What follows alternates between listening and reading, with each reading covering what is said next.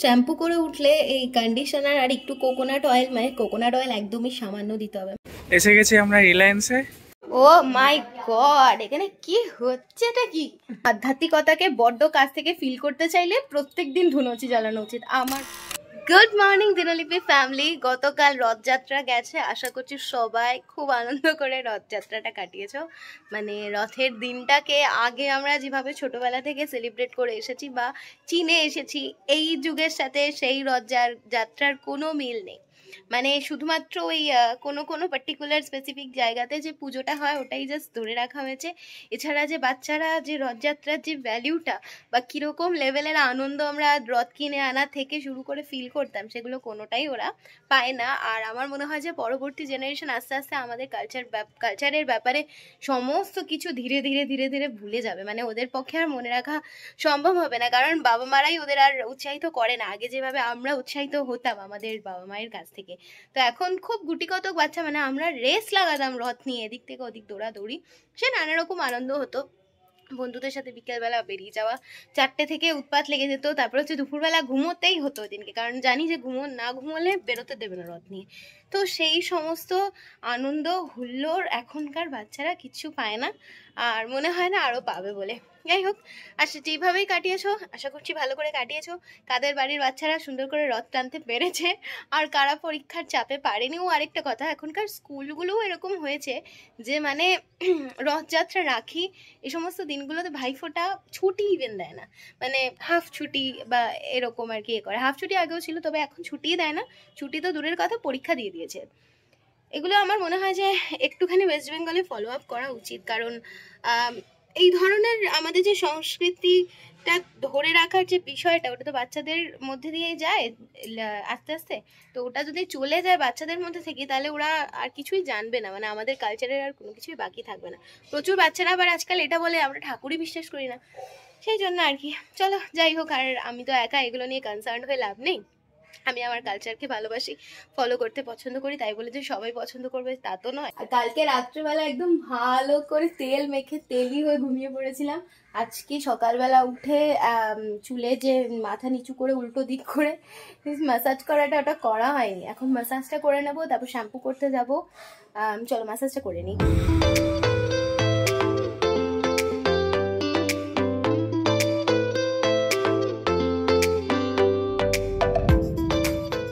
এই সকালবেলাটা এখন বিয়ের পরের ভাবলে আমার আগেকার কথা মনে পড়ে আর ভীষণ হাসি পায়। মানে এখন যেমন চা খেতে হলে আমি নিচে টিচে এসে সবাই মিলে একসাথে চা খাই, বিয়ের আগে মানে আমার আরেকটু ছোটবেলাকার কথা বলছি, আমি হচ্ছে ঘুমোবো, সেই সময় আমাকে এসে আমার দিদা বা আমার মা চা করে নিয়ে এসে 10-15 মিনিট ধরে বাবা বাছা করে করে তুলবে, তারপর আমি উঠবো, উঠে চা। আমি এখন নিজেকে দেখি আর পুরোনো দিনের কথা ভাবি, মানে কিরকম মোমের পুতুলটা আমি ছিলাম। শ্যাম্পু করে উঠলে এই কন্ডিশনার আর একটু কোকোনাট অয়েল, মানে কোকোনাট অয়েল একদমই সামান্য দিতে হবে।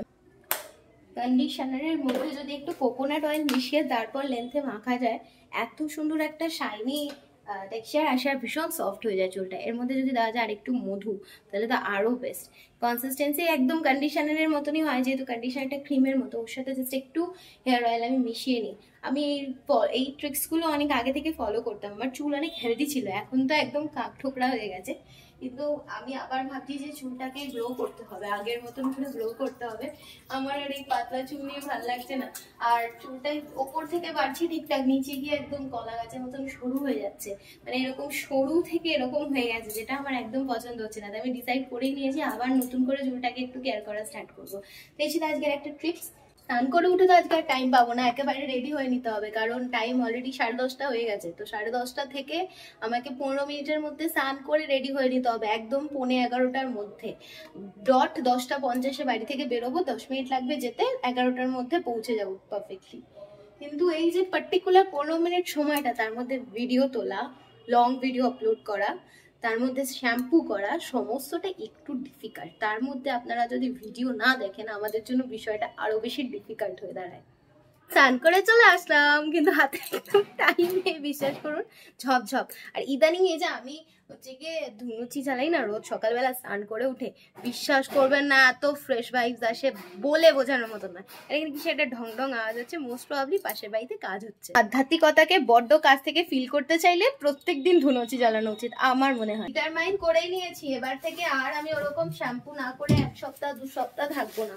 একদম একদিন ছাড়া ছাড়া আমি একদম আগে যেরকম রুটিন ফলো করতাম, নিজের চুলের কেয়ার করতাম, সেই রুটিন ফলো করব। কারণ কোনো জিনিসেরই যত্ন না করলে সেটা থাকে না। কেন আওয়াজ হচ্ছে? দুটো থিওরি আছে, দুটো থিওরি ভালো।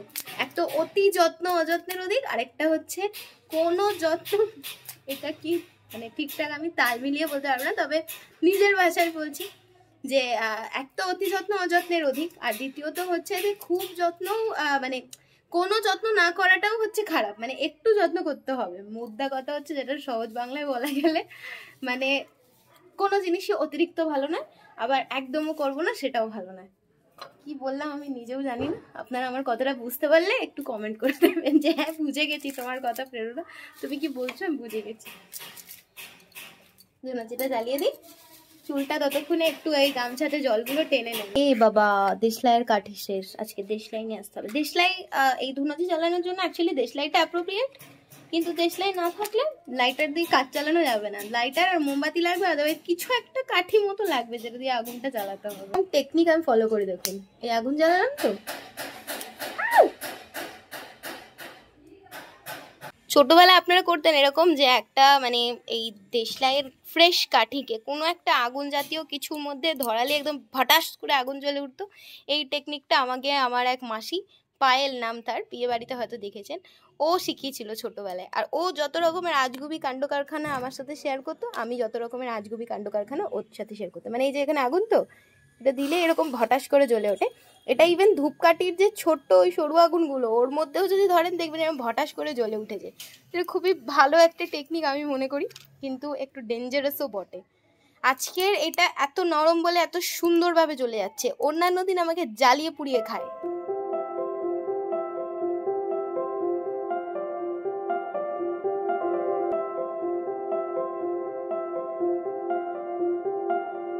বেশ ভালোই হলো, একটু পরে বেরোতে হবে আমার, ততক্ষণে চুলটা পুরো শুকিয়ে যাবে। ততক্ষণ চলো একটু নিচে যাই, ওরা কি করছে দেখি। অন্যান্য দিন এই সময়টা ওদের সাথে মানে মায়ের সাথে টাইম কাটানোর একদম সময়ই পাই না, বেরিয়ে যাই তো কি করে টাইম কাটাবো। আজকে একটু বাড়িতে আছি। ও মাই গড, এখানে কি হচ্ছে, এটা কি? আজকে তোমার বৌমা এতদিন পর একটু বেলায় ফাঁকা, জানো? আমি এক্ষুনি অডিয়েন্সকে বলছিলাম এই টাইমটা আগে ছুটি ছিল, নিচে এসে গল্প ফল্প করতে হবে, এখন টাইমই পাই না, গল্প দূরের কথা। এদিকে নিজের একটা বাচ্চা ছেলের বউকে ভুলে গিয়ে একটা শাশুড়ি ফেসিয়াল করছে। বাচ্চা ছেলের বউ করছে না কেন? সময় নেই তার, এত বিজি।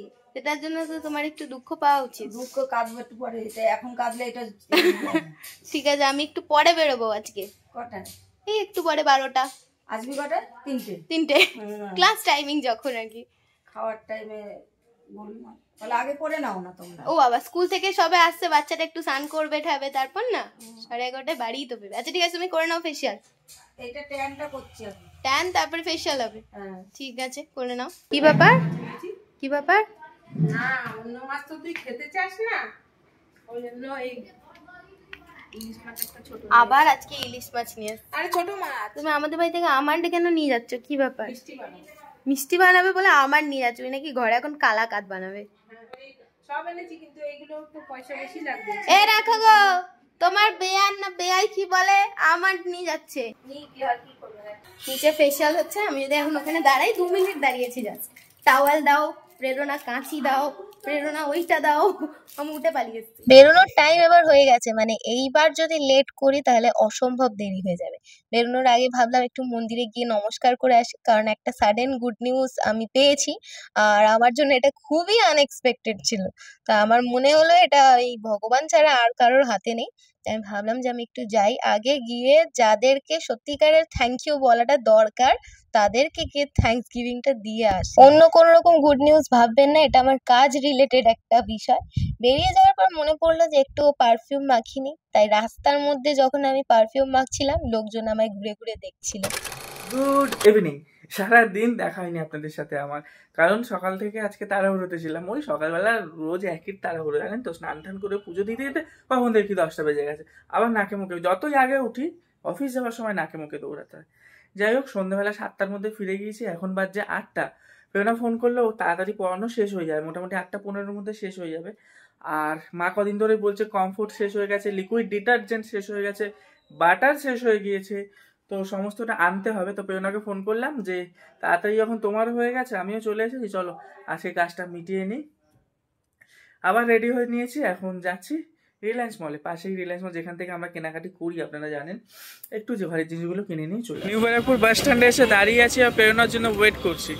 10 মিনিটের মধ্যে এসে যাবে আশা করি, কারণ অটোতে উঠে গেছে। এবারে ভাবছি কি খাবো। তবে আমাদের নিউ ব্যারাকপুরের সামনেই এখানে একটা দোসার কাউন্টার আছে, দোসা ইডলি এসব পাওয়া যায়।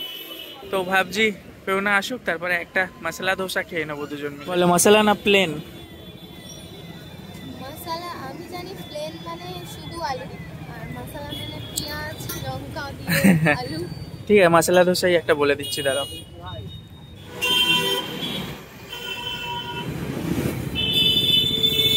এসে গেছি আমরা রিলায়েন্সে। জাস্ট বাটার আর কি জানো, বাটার, একটু ট্রেন্স। না ট্রেন্সে যাওয়ার কোনো দরকার নেই। বাটার নেবো, লিকুইড ডিটারজেন্ট নেবো, বাড়ি চলে যাবো। এটা কত? 223। কোন কালারটা নেবে এবারে? ব্লুটা। আর হচ্ছে 415 টাকা 2 লিটার। 2 লিটার 415। আর এটা কি 1 লিটার? 1 লিটারও না, 860 223। কিন্তু ওটা তো ঢালার অসুবিধা। কে বলেছে? ওই যে দুজনে দুটো শিশি আছে, ঢেলে নেব। 2 মাস চলে যাবে। সফট টাচ নিয়ে দেখবে? সফট টাচ ভালো হবে না, আমরা কমফোর্ট ইউজ করি। যদি কিনে দাও তাহলে এটা নেব, বড়টা। আমি মনে হয় বড়টা লাভ হতো। তা বড়টাই তো, ব্লু আছে। নিউ নেবে? কোনটা নেবে তুমি বলো, তোমার যেটা ইচ্ছা নাও। ব্লু আছে না একই? 2 লিটার। হ্যাঁ, দেখাও কি কি কিনলে দেখাও। এই টলি নাইনি কিরকম হাতের মধ্যে গরিবের মতো। ট্রলি লাগবে না, এই কটা জিনিস কমফোর্ট নিয়েছি, আমাদের পেস্ট নিয়েছি, এটা একটা 2 কেজি লিকুইড ডিটারজেন্ট নিয়েছি। এখন এসছি একটা ঠান্ডা জোনে এখানে বাটার নিতে। এই ট্রলি নিও না এখান থেকে, এই করার জন্য ট্রলি লাগবে না। এ বাবা কি করছে দেখুন, এটা ওদের এখানে রাখা আছে নিশ্চয়ই কোনো কাজের জন্য এই ট্রলিটা। আমারও কাজের জন্য। না কি বাটার নেবে নিয়ে নাও। বাটার কোথায়? অ্যাকচুয়ালি বাস্কেট নিতে হয়। হ্যাঁ বাস্কেট নিতে হয় এইটুকুর জন্য। হাতে করে নিতে হবে। ওদিকে বাটার ওইদিকে। এটা কত দাম?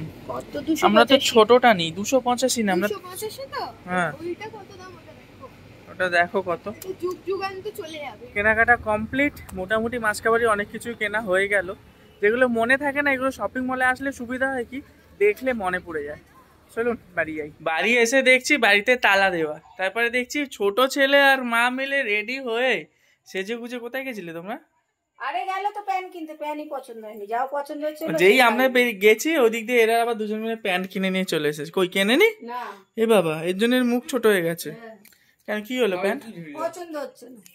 পছন্দ হচ্ছে না? এত বড় সারা মধ্যমগ্রামে প্যান্ট। তো চলুন আজকে ভিডিওটা এখানে শেষ করছি, কালকে দেখা হচ্ছে আবার নতুন ভিডিও নিয়ে। ও কালকে আমার মা আবার চলে যাচ্ছে মামা বাড়ি, ঘুরতে যাচ্ছে 2 দিনের জন্য, তাই তো? আমি এখনো যাই কিনা ঠিক নেই তো, তাই আমি আগে দিয়ে ডিগ্রি। হ্যাঁ এই তো বিকেলে 1 ঘন্টা আগে আমাকে বললো যাবো। ডিক্লিয়ার করতে চাই না, যাই কিনা কোনো ঠিক। মানে দেখছি। ইচ্ছাটা কেরাম নেই। তাহলে কি তোমার শাশুড়ি যাচ্ছে না? কিছু নাকি কালকে যাবে, এখনো নাকি কম। মানে এত জোর গলায় বলে বাপের বাড়ি যাব, থাকবো 2 দিন। হ্যাঁ, যাওয়ার আগের দিন একটু আগে আমাকে বললো চলে যাবো কালকে রাত্রিরে, এখন বলছে কি যাবো কিনা ঠিক নেই। ঠিকই তো নেই। কি অবস্থা, মানে উদ্ধার নেই আমাদের, ইচ্ছা কোনো ইচ্ছা বিচ্ছা না, আমাদের বাড়ি ছাড়া উদ্ধার নেই। এখন কি বলবে মুখের উপরে বলতে পারে। আমার বাড়ি। তোমার বাড়ি না, তোমার বাড়ি না, এটা আমাদের বাড়ি। তাই নাকি? বাপের বাড়ি। ঠিক আছে চলুন, যে সে বললেই তো হলো না আমার বাড়ি। আপনারা জানেন কার বাড়ি। হ্যাঁ সে জানে। বাই বাই, কালকে আবার ভিডিও দেখা হচ্ছে, ভিডিওতে দেখা হচ্ছে।